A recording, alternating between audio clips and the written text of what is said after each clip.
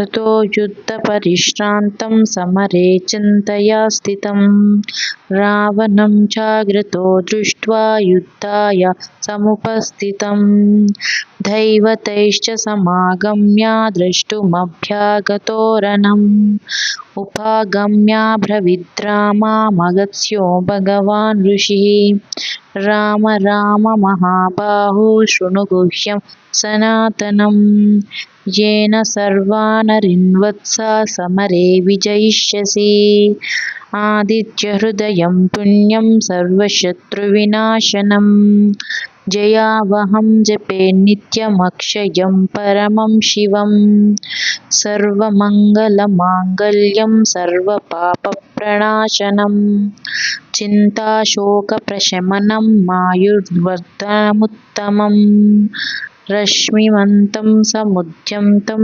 देवासुरनमस्कृतं पूजयस्वाभिवस्वन्तं भास्करं भुवनेश्वरं सर्वदेवात्मको ह्येषा तेजस्वी रश्मिभावनः एष देवासुरगणान् लोकान् पाति गवस्तिभिः एष ब्रह्मा च विष्णुश्च शिवः स्कन्दः प्रजापतिः महेन्द्रोदनदः कालो यमः सोमो ह्यपां पतिः पितरो वसवः साध्या ह्यश्विनौ मरुतो मनुः वायुर्वह्निः प्रजाप्राणा ऋतुकर्ता प्रभाकरः आदित्यः सविता सूर्यः खगः पूषा गभस्तिमान् सुवर्णसदृशो भानुर्हिरण्यरेता दिवाकरः हरिदश्वः सहस्रार्चिः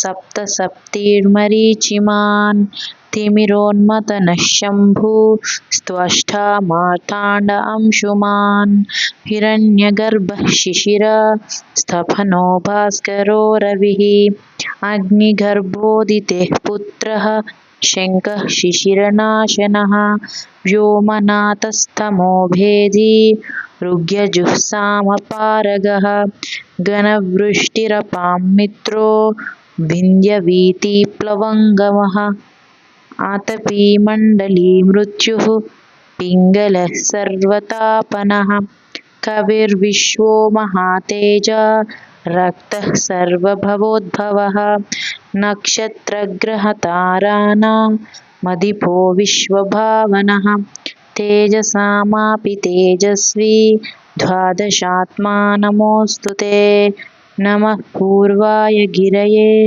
पश्चिमायाद्रये नमः ज्योतिर्गणानां पतये दिनाधिपतये नमः जयाय जय भद्राय हर्यश्वाय नमो नमः नमो नमः सहस्रांशो आदित्याय नमो नमः नम उग्राय वीराय सारंगाय नमो नमः नमः पद्मप्रबोधाय मार्ताण्डाय नमो नमः ब्रह्मेशानाच्युतेशाय सूर्यायादित्यवर्चसे भास्वते सर्वभक्षाय रौद्राय वपुषे नमः तमोज्ञाय हिमाज्ञाय शत्रुज्ञाय मितात्मने कृतघ्नज्ञाय देवाय ज्योतिषां पतये नमः तप्तचामीकराभाय